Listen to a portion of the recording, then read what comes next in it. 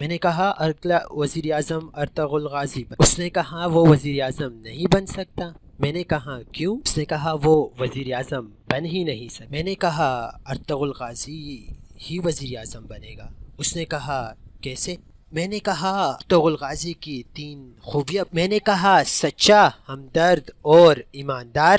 اس نے کہا تبھی نہیں بن سکتا اگر ارطغرل غازی وزیر اعظم برائے امیدوار ہوتا تو ملک میں بہت بڑی تبدیلی دیکھنے کو ملتی، کیونکہ خواتین ارطغرل غازی کے عشق میں گرفتار ہو کر اتنے ٹھپے لگاتی کیونکہ جب ان سے پوچھا جاتا کہ کیا وجہ ہے تو وہ کہتی ہماری مرضی، ہمارا ٹھپا ہماری مرضی۔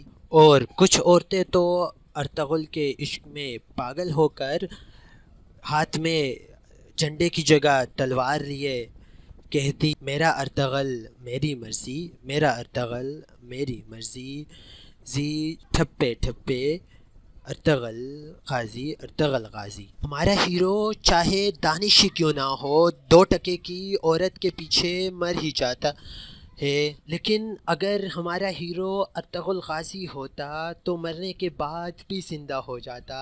اگر وہ نیپال میں ہوتا، کیونکہ یہ تو ہوگا۔ اور اگر ارطغرل غازی وزیر اعظم ہوتا تو اپنے تمام تر مخالفین سے ڈٹ کے لڑتا سوائے ایک کے، کیونکہ شیر کبھی شیر سے لڑا ہے کیا؟ وہ بھی تب جب شیر کے پلیٹلیٹس کم ہو۔